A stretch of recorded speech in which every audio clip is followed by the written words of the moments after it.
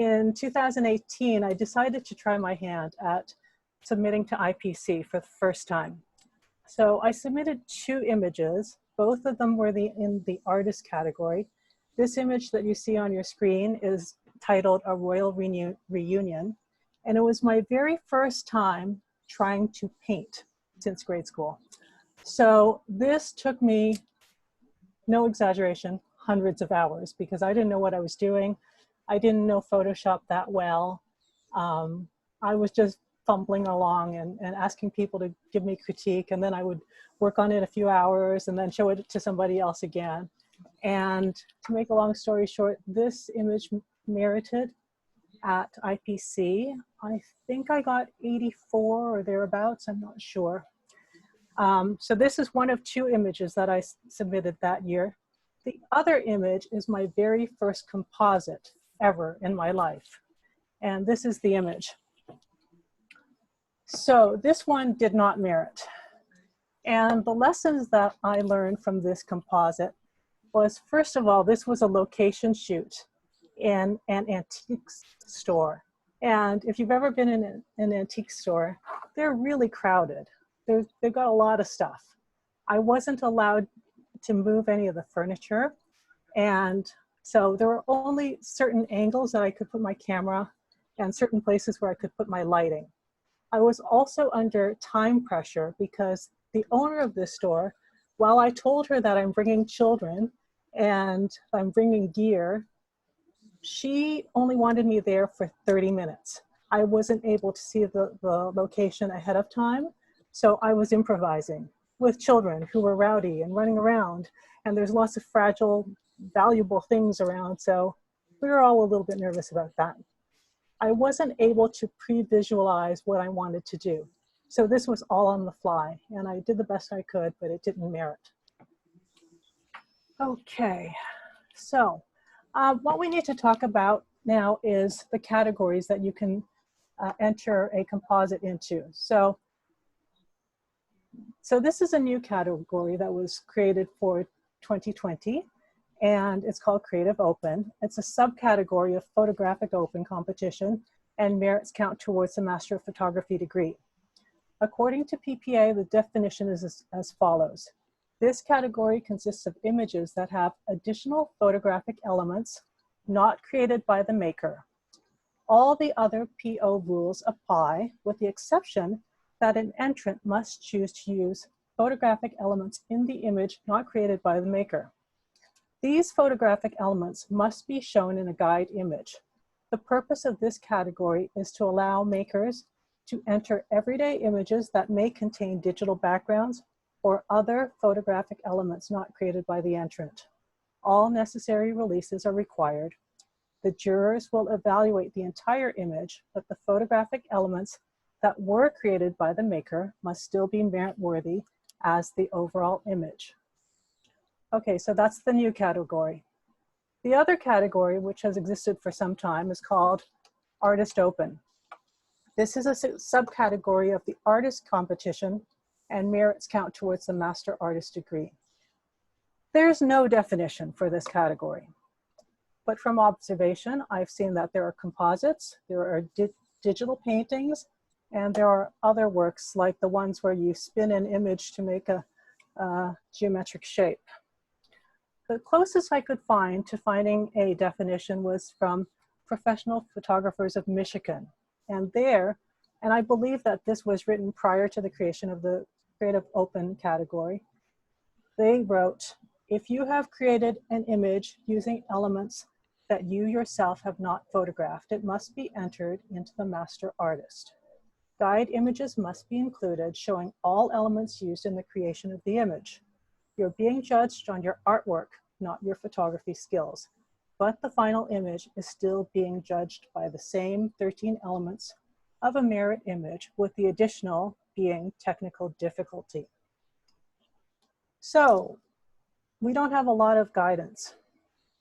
So what I did was I talked to Rich Newell and various other people at PPA, and here's my interpretation for which category to choose. Both categories accept composites and require releases for all elements. Creative open judging is from a photographic perspective, and artist judging is on the scope of work beyond the initial capture and the skill used in creating the final artwork.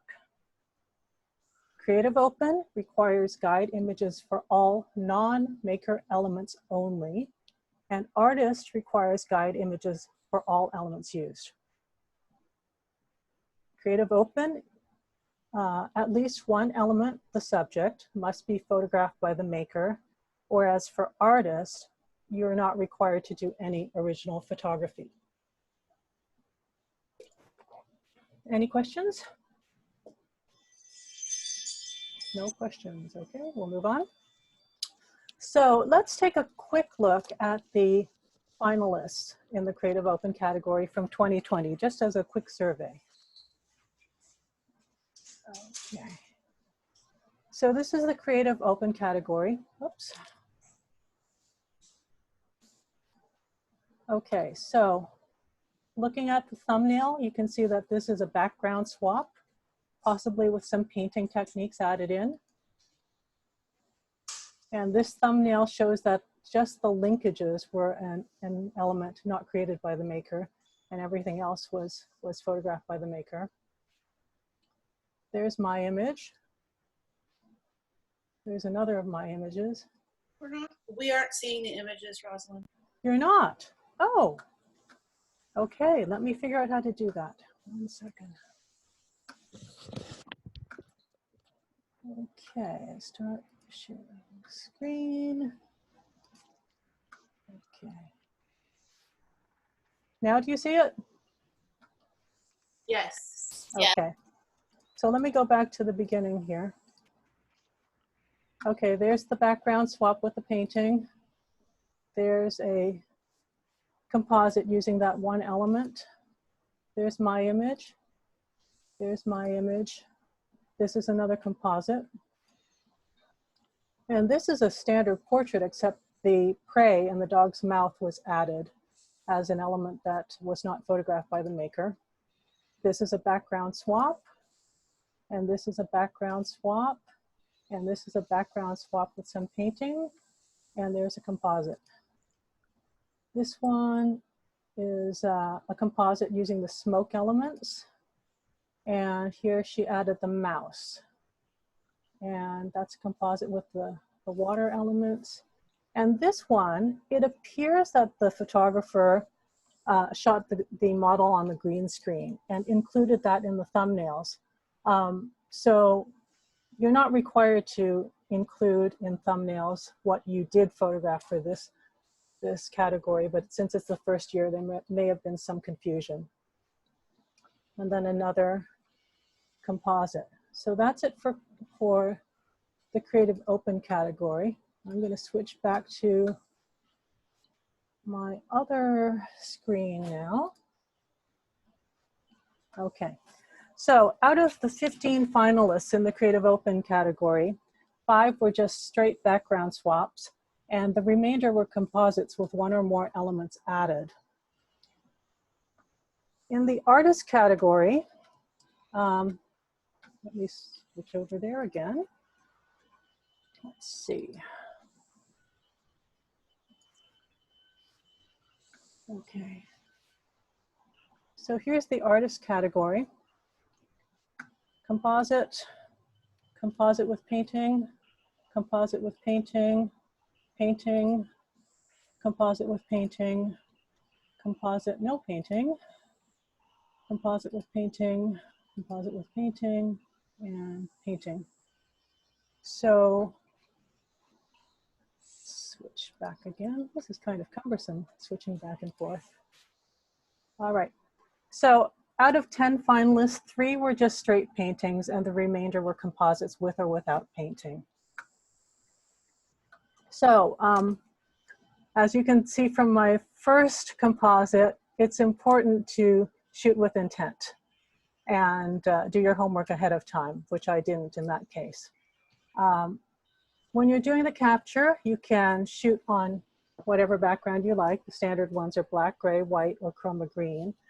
I shot, the 2 images that were my GIA finalists were shot on black. but for reasons that I'll show you later, I think I'm going to be switching to gray. My lighting and exposure default is 36-inch parabolic 45-45 camera left front. And 180 degrees from there, I put the small strip box, 45 degrees camera right rear, which acts as a separation or rim light. And my default settings on the camera are ISO 100, 1/60th. F8 was what I was doing at that time, but now I'm planning to switch to F11, and then on-axis fill at -1 stop. Okay, so since there are so many background swaps, and one of my images is a background swap, I'm going to talk a little bit about that and how you choose a background. So one thing you can look at is color harmony and graphic elements. And I'm going to go through a bunch of these examples fairly quickly, but you'll get the idea. On the left, I've got my straight out of camera, and on the right is my finished image. All of these images that I'm going to show you in these examples are done in less than 10 minutes. So I chose this background for the monochromatic color harmony, and the graphic element that I liked here was the diagonals in the background echoed the angles in the pose. Now here's the same model again, same shoot. I'm not sure. Did somebody say something? My machine came on, sorry. Okay, no problem. So here I use the same color harmony, but the graphic element gives it a different feeling. And I think that this one enhances the pose. Okay, here's a different model. Again, now in this case, when in the shoot, I have the red dress with the red gelled background, but I've got blue gels on the strip boxes and on the uplight. So in this final image, I chose the red as the monochromatic color scheme, whereas in this one, I wanted to highlight the blue. Okay, this next one, I've got a pretty neutral colored background, but I like the graphic element to highlight the pose. And then in this one, I liked the graphic element in the background, but I needed to change the color of the dress to go with the background. And then these next ones are different ways to approach color. So there's this, and this, and this, and this, and this. So, okay, another thing to think about when you're choosing your background is camera angle and perspective. And this one, you've got a little bit of wiggle room. I normally shoot from eye level because that's the way we normally see. So there's a standard background swap.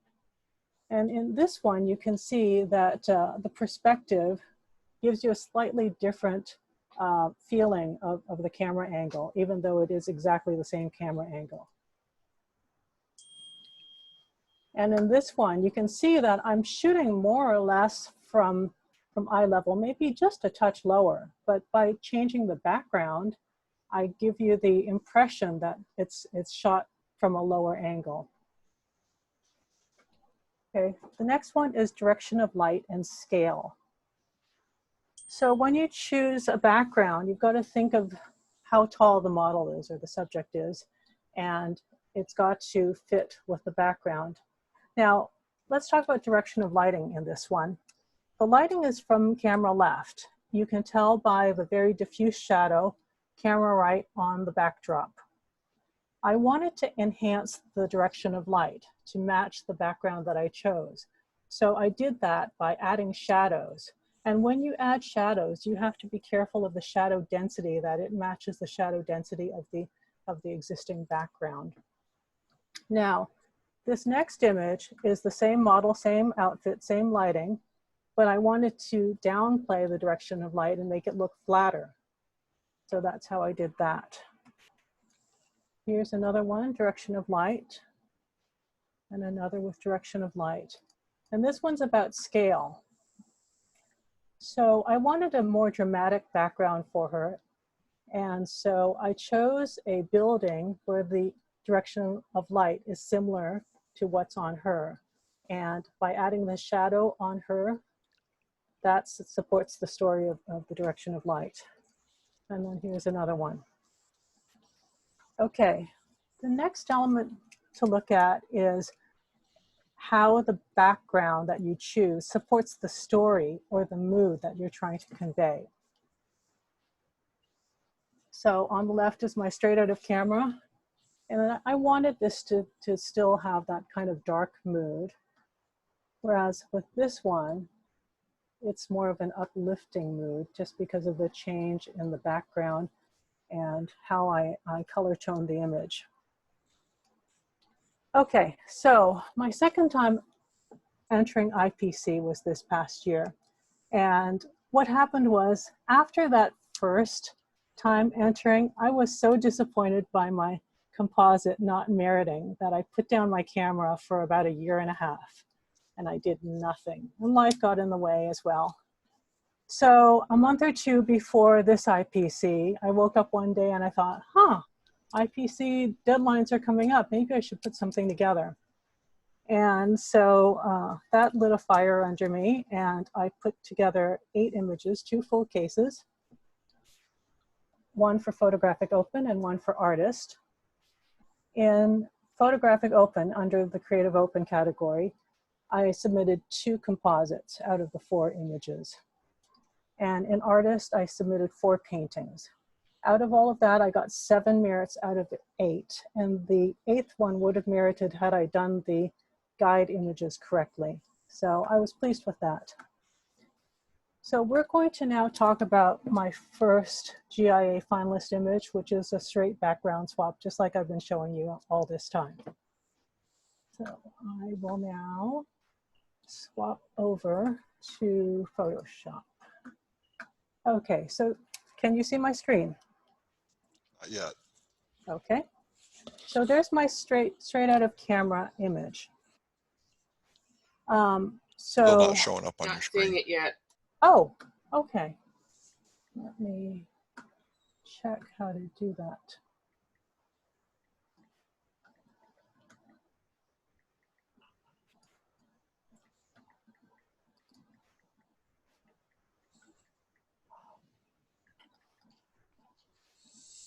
There you go.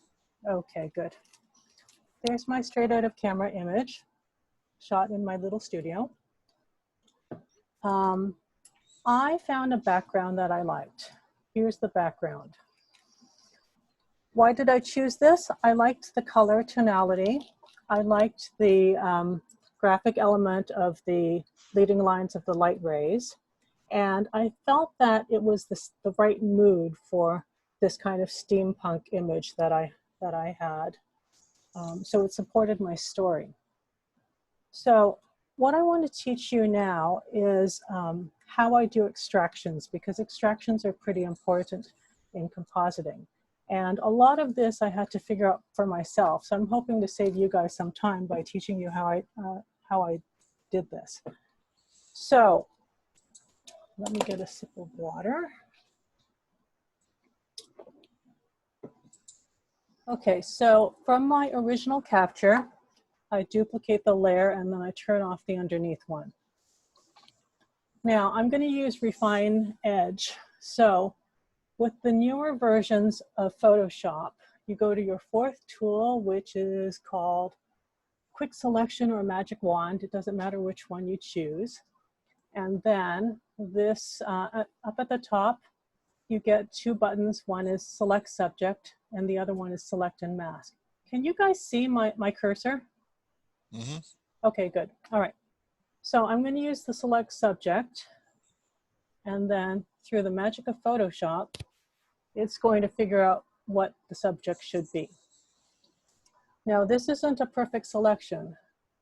So in the upper left corner, we're going to make sure that we're in Add mode, which is the middle tool of the 3 brushes. And I'm going to add this part of the hat, and this part of his elbow, and this part of his tuxedo. Let's see, I'm going to make my brush smaller and try to add a bit of this here. And then this part between his legs, I want to subtract that. So the easy way to do that is first I'm going to make my brush larger with the bracket tools. And then I'm going to hold down Option and go up like that. And that's going to take away most of the excess there. And I'm going to add this bit in. Okay, this does not need to be a perfect selection. And I'm going to show you a couple of ways to make it better. Okay, I want to subtract out this bit. Whoops.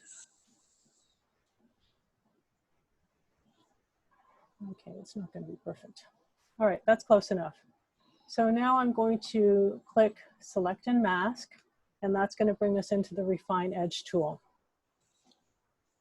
Now with the Refine Edge tool, on the right and under Properties, I like the view mode to be Overlay. And I like this red color. Now these other numbers, they don't really matter too much to me. I currently have the radius set at 3 pixels. Smooth is at 1.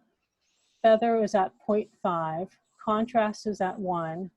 And Shift Edge is at -1%. But these could all be zeros if you like, or whatever settings you like. The important part is down at the bottom to make sure you're outputting to Layer Mask, and then click Remember Settings. Okay, so at this point, I go into my toolbar and I choose the second tool, which is called, I think it's called Refine Edge Brush Tool. Refine Edge. Okay.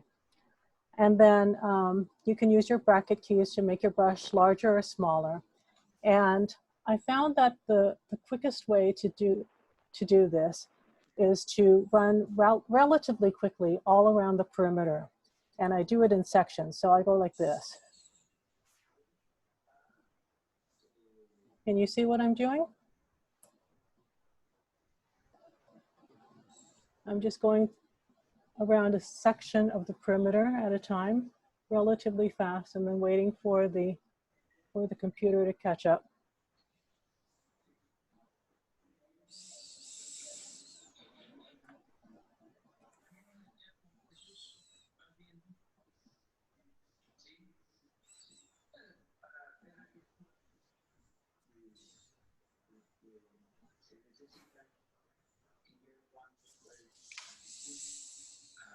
And for some reason, if you go a little bit fast, it works better than if you go very slow.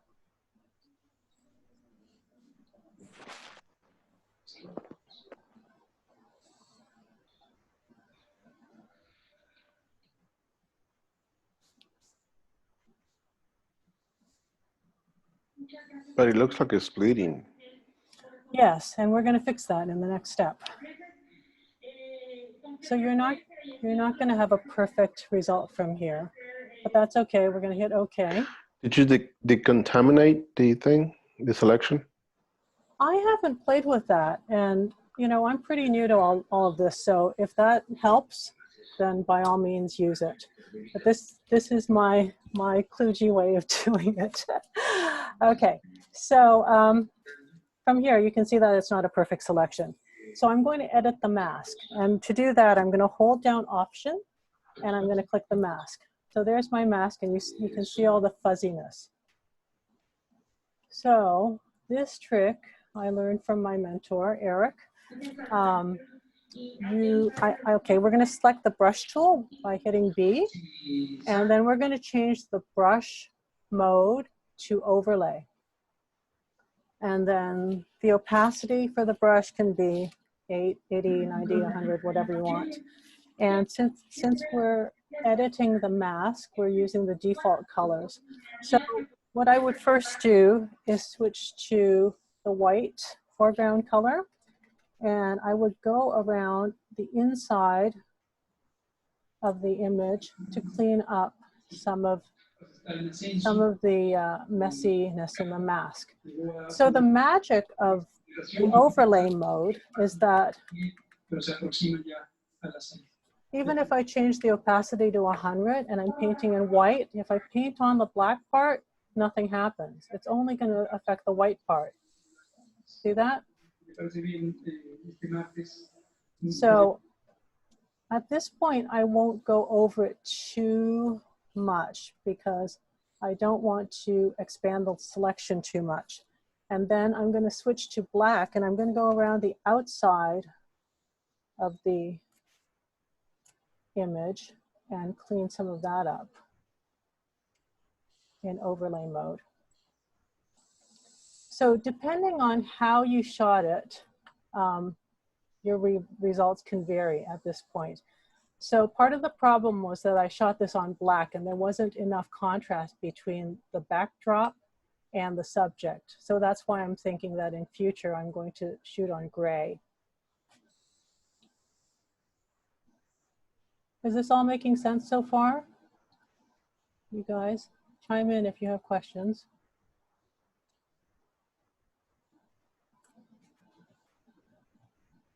Okay, so since this was a suboptimal capture, that's why I have so much messiness. So you would go through that a couple times maybe to fix it. At this point, let's turn this back on. And I have another trick for fixing it to make it better. So I'm going to turn back on my original capture layer, and I have my cutout on top. In between, what I'm going to do is I'm going to put in a color fill layer. So under layer, new fill layer, solid color. Click OK, and I choose a really obnoxious color like lime green. And I'm going to drop that between the cutout and the original, and I'm going to turn the opacity way down. I want the opacity down to the point where I can see the parts that I've missed. Okay, so if we look at his shoulder, you can see the parts that you've missed. And this is really for, you know, really bad captures like mine, where there isn't enough separation between the subject and the background. So at this point, I'm going to select the mask. So I'm painting only on the mask, and I can change my brush back to normal. And at this point, I'm going to switch from the soft round to the hard round brush because I want to make a crisper edge. So let's see, I'm going to paint with white because I'm going to paint inside. And you can do the shift click method. I'm assuming you guys all know the shift click method, where you put your cursor down in one spot, and then you hold the shift down to draw a straight line. So if you're not familiar, this is what you're doing. You put your cursor down, hold your shift down, and then click in another location, and it makes a nice straight line. So I'm doing that to clean up the problems in my selection.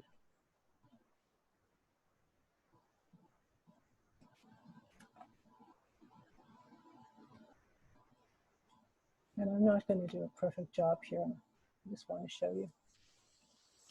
You can also, of course, switch to the black foreground color to fix that part of the selection.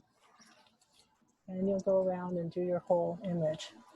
Now, because this is such a bad selection, when we look at just the mask again, you see these bits inside of the perimeter that I just corrected that are still grayish. So at that point, you can go back to overlay mode if you like to clean those up. Or you can do it in normal mode, whatever suits your image. Okay? So anyway, you will do that for your entire image, and then you can turn off your obnoxious color and your background, and your result will be something like this. I flipped the image because I liked it going this direction better. I also changed the color toning because I wanted it to match the backdrop that I chose. So at this point, being a relative beginner to compositing, I showed this to some of my friends and they said, oh, the skull looks really plastic and it looks too cool. The whole image looks too cool. So I went ahead and cleaned up the skull. I took out the seam and some of the metal hardware that holds it together.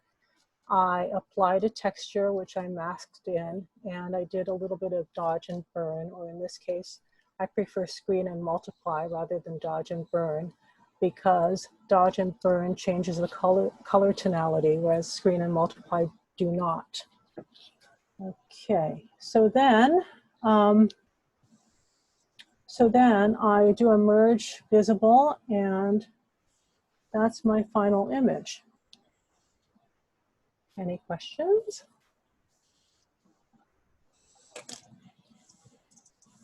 Everybody's quiet. I just wanted to thank you for choosing something difficult to try to cut out, because sometimes it's so easy. It's going like, I can do easy. It's hard that I can't do. Thank you. All right. Well, I wanted to show you the real deal, and that me being a beginner, this is what I got, and this is what I learned from it. So I thought that that might be instructive for you. Okay, so I'm going to switch my screen back over to somewhere. I don't see it. Oh, it's this one. Okay. All right, so we've gone through that entire process. Now, let's talk about compositing. So a background swap is the simplest version of compositing. Now we're going to go into a few more elements. So this is my other GIA finalist, and as you can see, I've got the background swap, and then I also composited in the two rats. In the original capture, I have two rats, but they're plastic, and they're really plastic looking. So that's why I needed to do that. So I'm going to share with you my process that I've developed over the past year for 7 easy steps to creating a composite. So I shoot in RAW, and I open the images in Lightroom, and there I correct any problems with white balance, highlight, and shadow detail in Adobe Camera Raw. From there, I bring the image into Photoshop and manipulate the subject to where you want it to be. So if you need to change the shape with liquefy, if you need to correct the perspective or do any skin and hair retouching, that all happens at this stage. Step 3 is to extract the subject. So I just showed you one method. I'm going to show you a different method in a minute. And then step 4 is to drop in the background, do any cleanup you need to remove elements that are distracting, or add blur if you want to suggest depth of field. And then step 5 is to add any other elements that you need for your story. Step 6 is to adjust the exposure and the color balance on each of the elements that you've brought in to make sure that they're all in harmony. And then step 7 is looking at the whole image as a whole and doing color toning, levels, vignette, sharpening, anything that you need to do to the whole image. Okay, so I'm now going to switch back to Photoshop. And I will go through the process of creating that image. Okay, do you see my Photoshop screen? We do. Great. Okay, so here's my straight out of camera. And this is a complex cutout because of that rat cage. And also because, again, I shot on black and there isn't enough separation. So I duplicate the layer, turn off my original, and I'm going to use the pen tool method. Now, the pen tool method can be a little bit more tedious, but it gives you a lot of precision. So I'm going to do this kind of quickly. I'm not sure how many of you are familiar with the pen tool. You select the pen tool from your tool menu. It's the one that looks like an old-fashioned nib pen. And you're going to drop a point. So let's say I drop a point right there. It's similar to the shift-click method for drawing lines. But what happens is you're going to drop your second point, and by dragging your cursor, you can create a curve. Okay, so once I'm happy with the curve, the thing I almost always do is I'm going to hold down my Option key and click that last point to turn off the handle, the forward handle. Okay, so let me explain about the handles. Okay, I just undid that. So we still have the two handles. So you see this forward handle pointing up his thigh. If I were to leave that handle there and I wanted to draw the next curve, if I choose the next point, my curve is constrained by the direction of that handle. You see how it wants to follow the direction of the handle before it makes the curve? Okay, so let me undo that. And now I'm back at my previous point. What I'm going to do is I'm going to click that point to activate it, and then I'm going to hold the Option key down and click the point again, and that turns off the forward handle. So now if I put a point down, you see how it's not constrained anymore. So that gives you a lot of control, and I'm not going to make this perfect. I'm just going to give you the idea of how you would do it. So you would go around your entire image like this.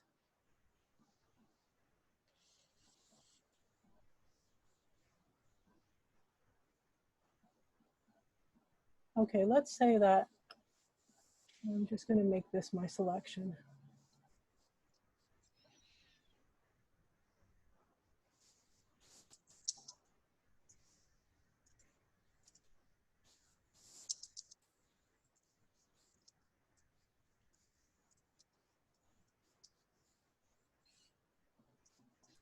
Rosalind, while you're in between, why turn off the original capture layer? Just so that it doesn't confuse me. Okay.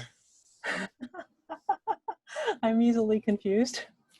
Okay, I'm not going to do the whole thing, but once you close your shape, you right-click with your mouse or your Wacom pen, and you're going to select Make Selection.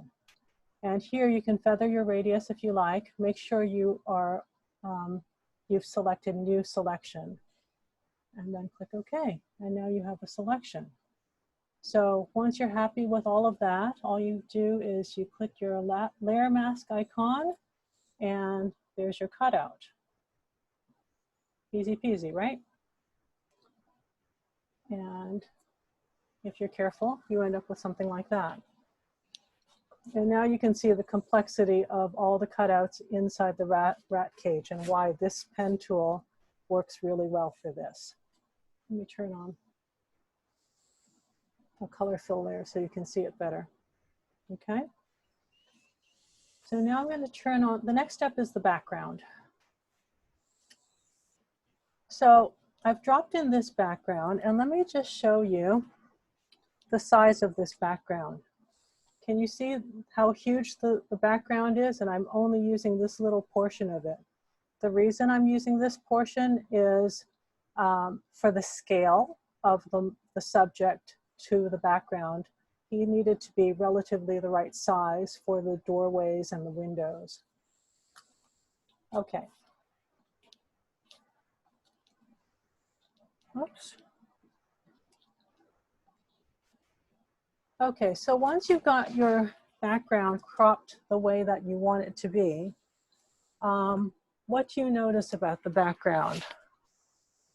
I noticed that the upper left corner is too bright because I want the face to be the brightest part of the image. I also noticed that the bottom right corner of where the sidewalk is missing some tiles.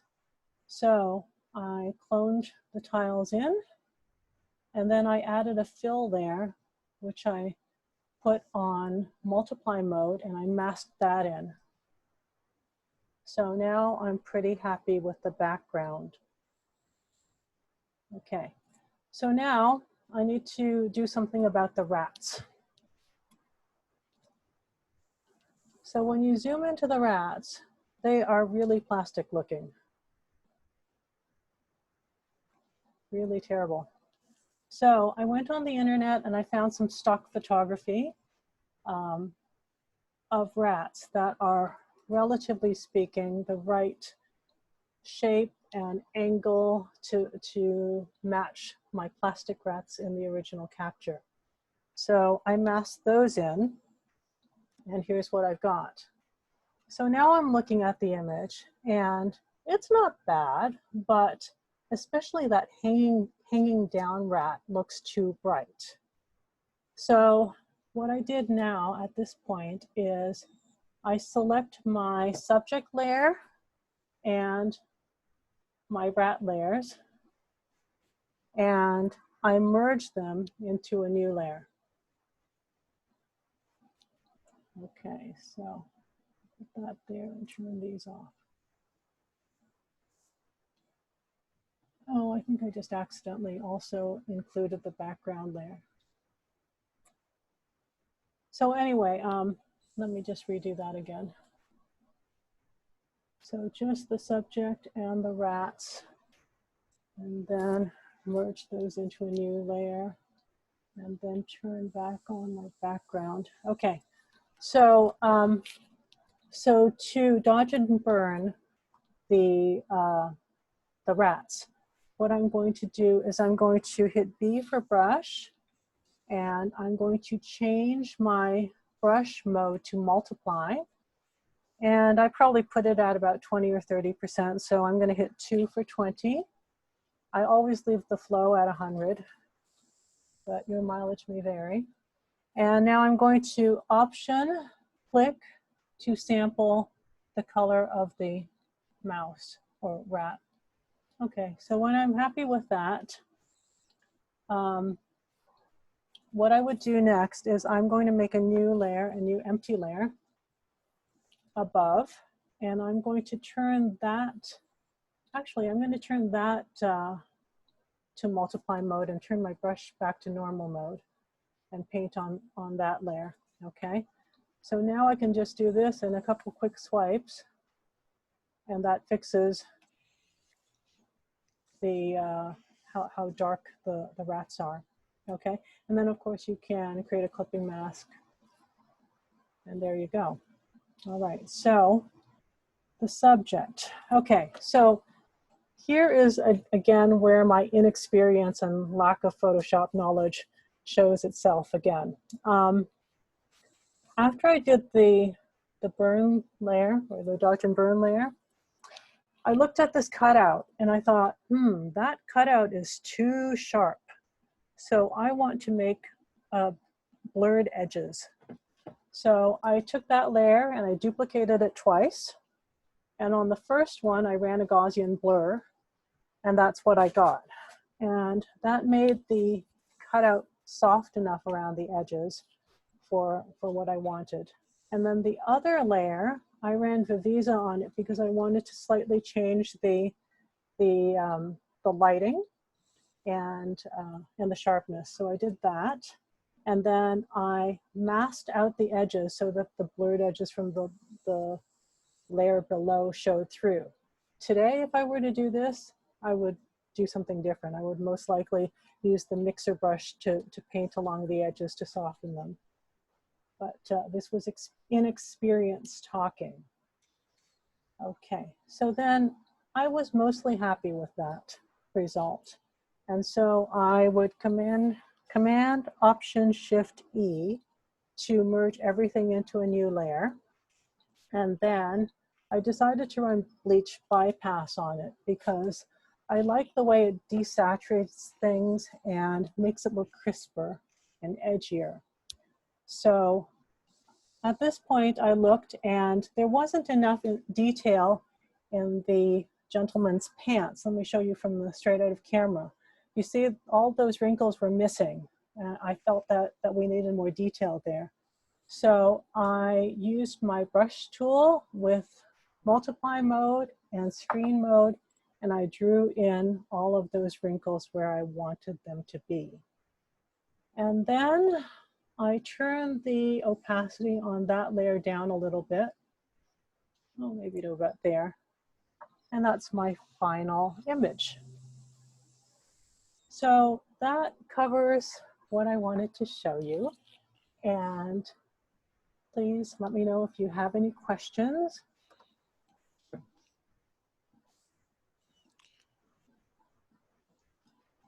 I don't have a question about what you've been doing here, but with rather, how about sky replacements?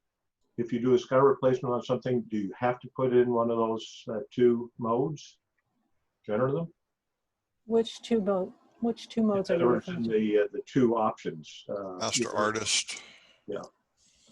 Okay, if it's a sky replacement, as I understand it, you can do any kind of background replacement and it can still be in photographic open, even in portrait, unless it's a photographic element that you did not photograph. Oh, okay.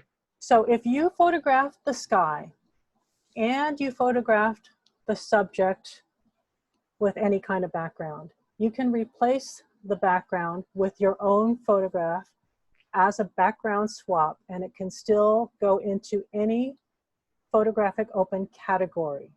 However, if the element that you're bringing in was not photographed by you, then it has to go either into Creative Open, where it's judged photographically, or into Artist, where it's judged on the art. And if it's just a sky replacement or a background replacement, it's probably not going to score well in the Artist category. Does that make sense? Yes, thank you.